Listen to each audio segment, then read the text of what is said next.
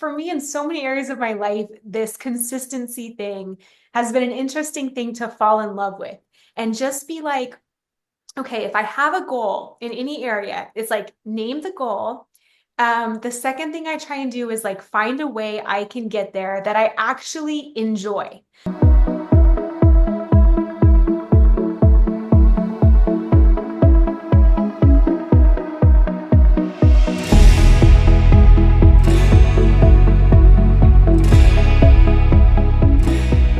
Welcome to the Tips for Parenting Youngsters podcast, which explores how to grow as individuals and create healthier, happier relationships.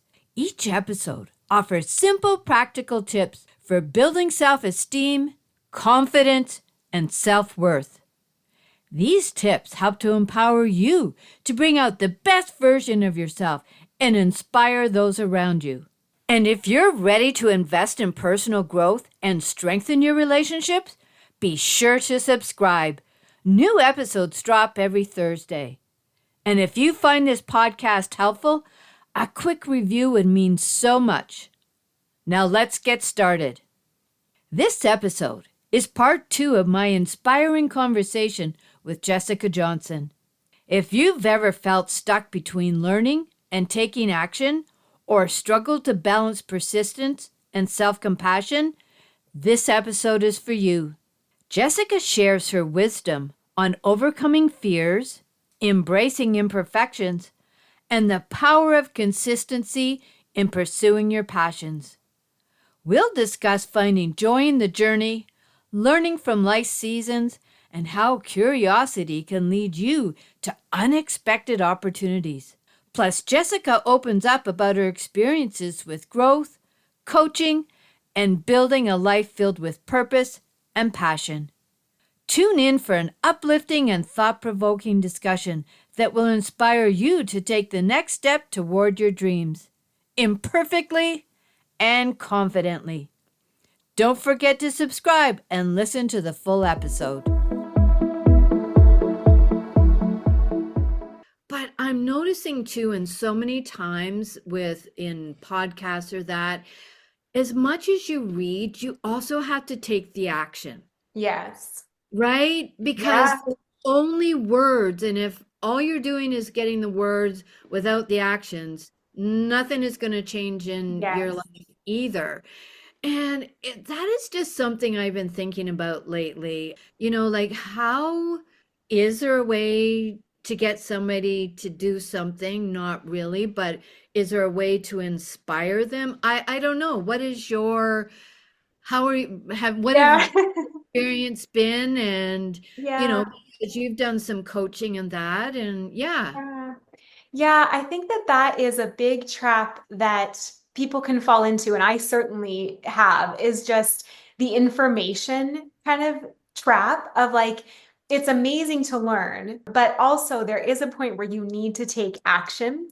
Yeah. And sometimes learning and absorbing can feel like action because you're like, let me just tinker with my website over here for a little bit while longer, instead of going out and having a scary sales conversation with someone, or like truly talking and offering my services. Or let me take another course instead of actually saying to the world, this is what I'm doing, or pitching 10 different clients via email or things like that. So I definitely agree with you. I think there's a balance where you can have the input, but you have to match it or exceed it with the output. So does that then take us back to with procrastination that you talked about? It kind of takes us back to our fears again, Yeah. right? And I wonder, how do we find that balance in our lives? I mean, because I'm as guilty. The same, like sometimes I will hesitate on, I don't know, an episode or something, Yeah. just even life in general. And sometimes I'll say rewarded because I did need another piece of information. And then other times it's like, oh, yeah, okay, no, I was really procrastinating. I don't know. Like, do you have a way for discerning yourself? Like, when you're Question. Yeah. Like when you're truly procrastinating Yeah. like because of fear versus you do need more information. Yeah. I Let's know. see. How do I tell that with myself? Well, I I, think on one, it's like sometimes an intuition thing where you kind of know deep down if you truly don't know how to do something or if you're just holding back because you're scared.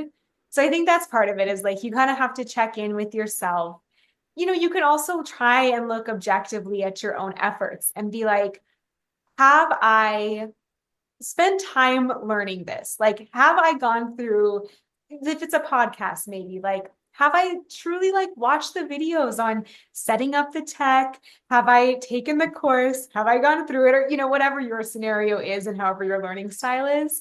And if you have done all those things, there's that moment where you just like have to leap.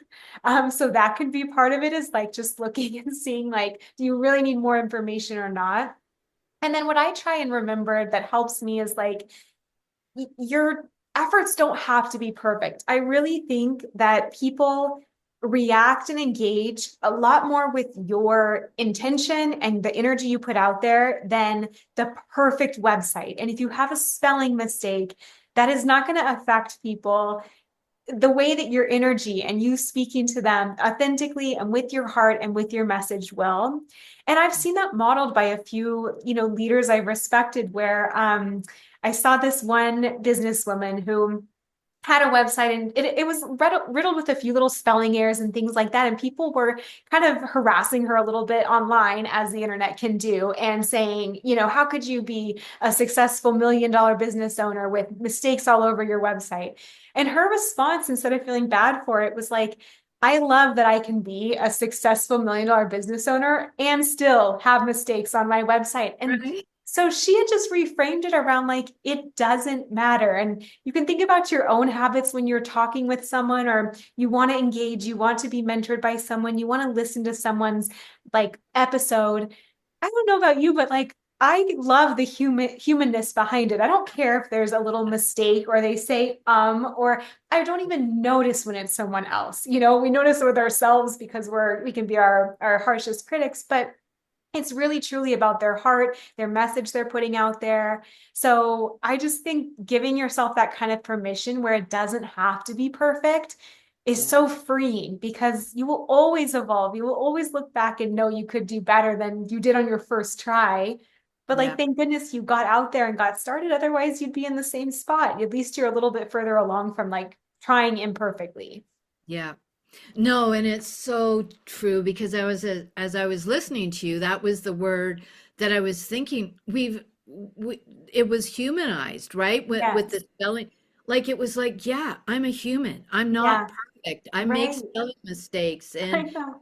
we're so quick to judge other people, and everything has to be perfect, and and that's what's holding so many of us back from even trying because of those kind of comments. And like at the end of the day, if a period is missing, does Right. it really affect the message that the Right. person is trying to convey to you? No, it doesn't.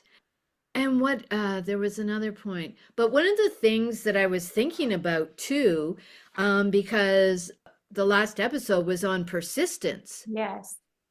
And maybe you could speak to that because it also ties in with, well, what if things aren't going your way? You start a podcast and, this door closes or whatever your passion, writing books or, and it's like, oh my God, this and that's happened. And then it's like, because in the chapter on persistence, that's so many people just throw in the towel the first, obstacle they come to. So, how did you overcome your obstacles, or what was your getting through your persistence? Gosh, it's such a hard one because sometimes when you're starting, there can be so much energy at that starting point where like we were talking about, you've learned all the things, you're announcing it to the world, and then you kind of expect that to be the hard part. And but really that's like the starting line. That's like when the work begins. And so Gosh, for me in so many areas of my life, this consistency thing has been an interesting thing to fall in love with and just be like, okay, if I have a goal in any area, it's like name the goal. The second thing I try and do is like find a way I can get there that I actually enjoy. So if it's a health thing, if I don't like running, that's not going to be my best way to get to my healthy, active goal. You've got to choose the thing you look forward to, whether it's nice long walks outside, dancing, like swimming, whatever your thing is. If it's a business goal, like if you don't love, let's say for podcasting, you really find that you love solo episodes or you love talking to others, like finding your way that makes you look forward to it.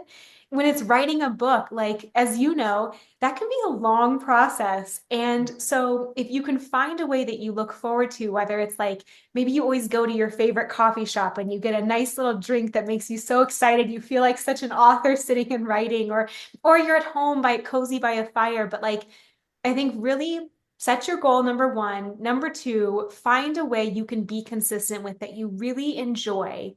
And then number three is like just be consistent. Like set your interval for how much you can do it and stick to that. I just think so. What I learned in my business journey and some mistakes I've made is like, I think if you only get into something for a little bit of time and then you switch to the next shiny thing, you lose so much progress than the deep work of staying with something for years and years. So for me, I really had to catch myself on that. And I think a lot of entrepreneur-minded people do because we love the creation process. We love figuring out a challenge and a solution.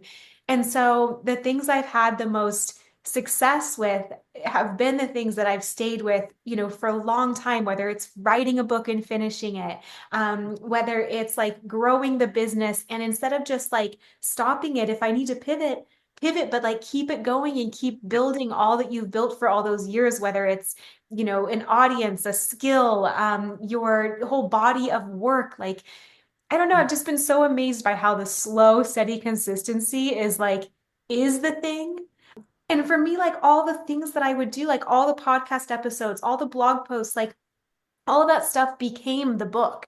I didn't know what my book would be one day, but it was from like writing kind of little tidbits here and there on social media or starting to see themes in what I love to talk about and learn about. That became a book. So you never know like what your consistency will lead to. You don't always see the reward like at the outset, but it becomes the reward from the consistency, like you're sharing on your episodes as well. Yeah.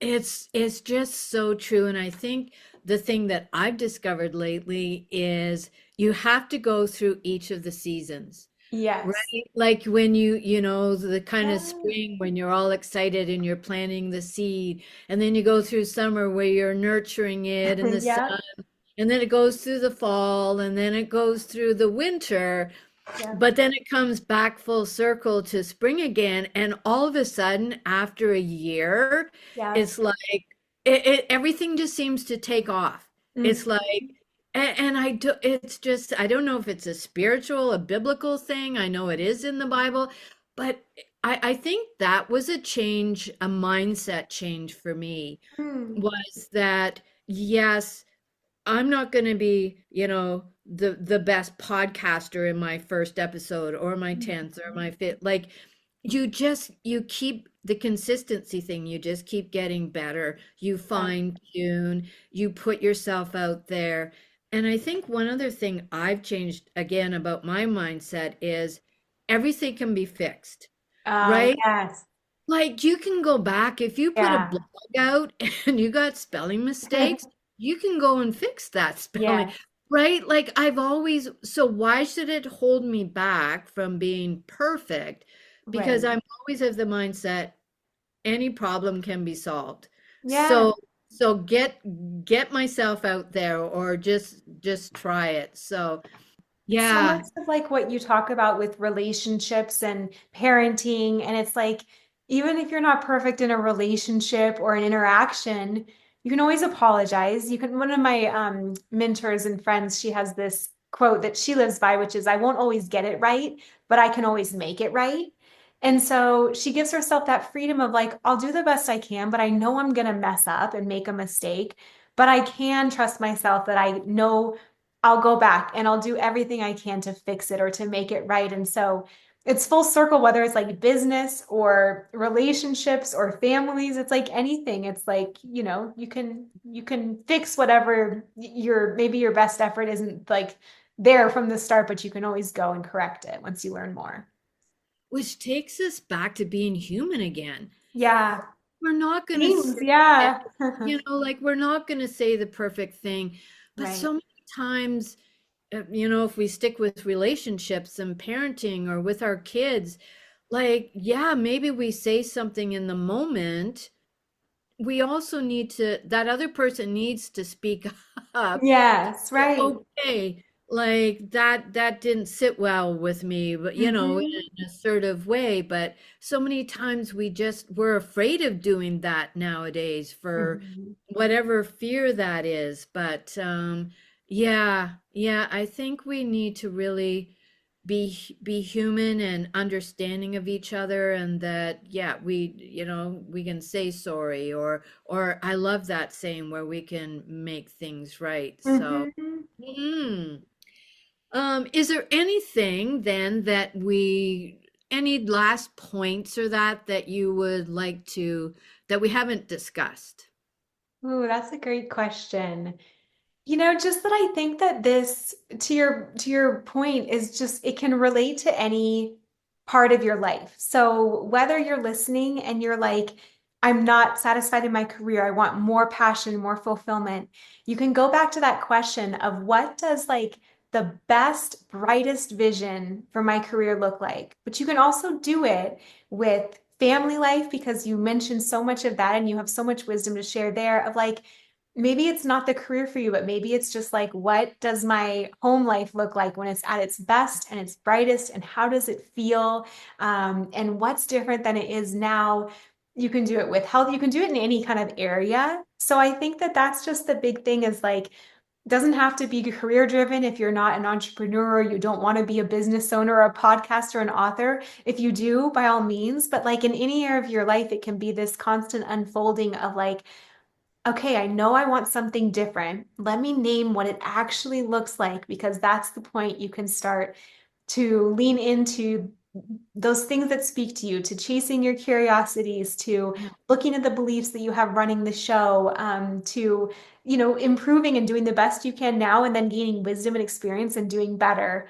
So I think it always, can come back to that no matter the area. And I think that's just an important kind of full circle place to bring it. Yeah.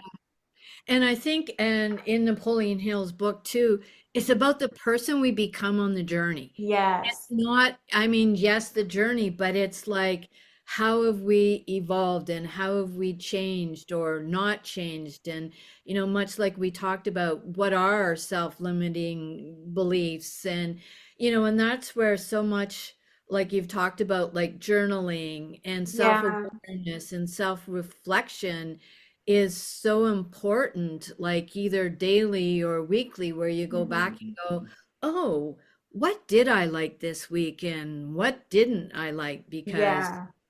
like what we said, what we don't like is as important as what we do like. Yeah. And I think to touch on, it's so much that feeling, like I heard use that, not that you overused it, but it's so much how we feel about things, Hmm. right? And it's like, oh, I tried this. And I love that word you used too, the curiosity we have. Hmm. And I don't think we're curious enough, like, or maybe we're curious, but we're too afraid to just even try, like try that new course that Yeah. you know, that started you on a whole path that you probably wouldn't have even have thought of before if you hadn't of, you know, No. I yeah. think it's so important. Yeah, I had this one season of my life where every month I would do like one new thing, and it was always something a little outside of my comfort zone, but like something I was curious about. And that's all the requirement was. It wasn't like it had to lead to a promotion or more income or, validation from anything. It was just like like Bikram yoga sounds fun. Let me take a class. Like kayaking sounds kind of fun. Like I even once just tried to sit at like a bar alone and just see what that was like. You know, I was young and so it was scary kind of in the moment. And I had things that epically failed. Like I almost passed out in Bikram yoga. Like I had so many funny experiences from that that did not go flawlessly and didn't become my future. But I did also find things that I really loved. And I built a lot of like courage for being uncomfortable. And so the same for anyone listening, where like you never know where that class you want to take is going to lead. You don't know who you'll meet at that one event. Like you don't know who could be your next best friend that you just have to get out there in order to cross paths with. Yeah. So I kind of love like how, I don't know, life works like that and it can kind of cross you with those people and experiences and next chapters. But it does take getting out there, but life becomes so interesting right away when you start doing things just because like you're curious and they sound fun and interesting. Like I think that's a big Yeah. secret. Yeah, and I mean, you touched on another thing because I know you travel a lot Mhm. and just meeting other people. And I think one thing, just to touch to, everybody has a story. And Yes. I love to travel or take a course Yeah. because, like you said, you don't know who you're going to meet. Yeah. And people have such fascinating stories. And what I mean by that is they've overcome sometimes more than you need to overcome, which then Yeah. they become your inspiration. How have you experienced that with your Oh, traveling and yeah. Yeah, I always meet someone interesting, or like you say, everyone has a story. And so it's kind of finding the things that, as you mentioned early in the episode, that their eyes light up about, or that they want to keep talking about, or that they know more than you about.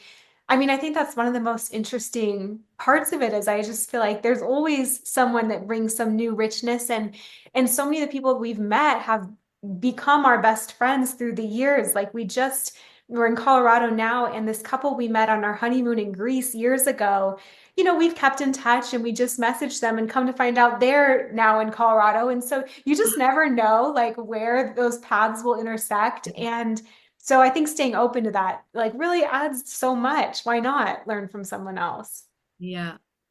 Yeah, and I think just to touch back too on about talking about your passions, one thing that we can do as somebody listening, which really helped me most recently, is actually let the other person know how much excitement they have in their, like in a nice way. Like Yes, I love I was that. told, like, oh my gosh, your face lights up when you talk about that. Yeah. Because if we're trying to find our passion and we need feedback, and that's an awesome way to give somebody feedback to help them find their passion. Yeah, I love that point. I've never thought of it that way, but I love that. Just Yeah. calling it out for someone else and being like, you really light up when you talk about this. Probably helps them so much to know that, you know? I think number one, if you're unsure of your passion, it helps to validate that you're on the right path. Mm. And I just, it happened most recently, and I just remember it so well because it just warmed my heart that it was like, oh, yeah, okay, I'm on the right path. Because sometimes too, when we're feeling we hit that persistence or a challenge comes up and we're ready to throw in the towel, Yeah, that thought or that sentence comes in, oh, but I'm so passionate. Like it keeps driving that passion within us to yeah, not give up because that's what we're most passionate about. So, yes. I love that. I'm gonna take yeah. that with me. So, what is, just in closing, what is in the future for Jessica? Yeah, I know. I'm so excited. It's like the new year energy of thinking through all of that. I think I definitely have some more books in me. You and I were talking before the podcast episode, and we found, I feel like, our US base. So moving in here and feeling like a little more settled feels so good because we've been so nomadic for years and years now. So kind of getting my little office together, maybe doing some more videos as a channel and just building the community, getting to mentor more women and just continue learning myself, which, as you learn, you just love to share more. So whether that's on my podcast or books or coaching, whatever channel, I'm just excited for all of it. I feel very like, I don't know, inspired by it and this path. So, and then travel, always Yeah. lots of travel as well. Yes.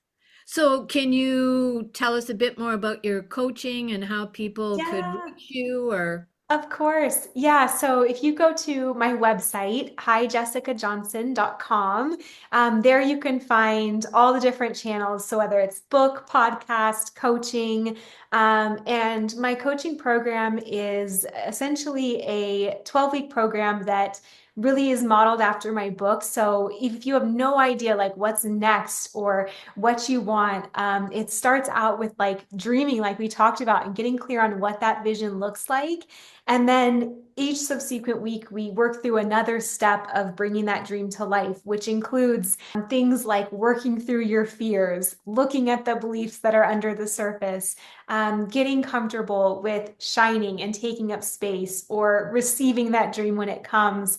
So each of my chapters of my book is kind of modeled after another part of that. And then the coaching tracks that as well, because I've just found, at least for me, like that is part of every dream, whether it's a business dream, a relationship dream, a health dream.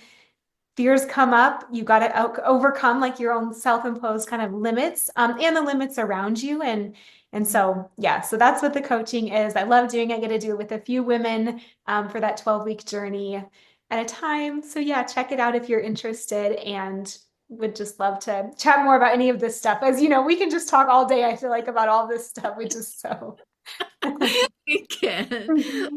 Well, thank you so much for being on this podcast. Thank you so much for having me. I was so inspired, Kathy, like by all you do and just your heart and your message, and that you have gone from having like an idea about books to putting them out in the world, and they're beautiful and they're making such a difference. And just your podcast topics are just so helpful and interesting. So I just could sing your praises as well, but I'm just very grateful to know you and be connected, and then just to see all your work, like your heart coming out in all of your work in all the different ways. That was again such a pivotal moment that we shared, and I can say Cool. that now without crying. So I love it. It was so powerful, like on both ends. So I'm grateful to have just been there to witness it. So yeah. well done. There is always time to rewrite your family story. Break free from patterns that no longer serve you and create a home filled with love, understanding, and unwavering support. I'm here to guide you every step of the way. As I conclude this episode, I must state that this podcast is designed solely for educational and entertainment purposes. While I bring my experience as a parent and grandparent, it's essential that you know I am not a licensed therapist. This podcast is not a substitute for professional advice from a physician, professional coach, psychotherapist, or other qualified professional. Got it? Awesome. Until next time, what is one thing you are grateful for?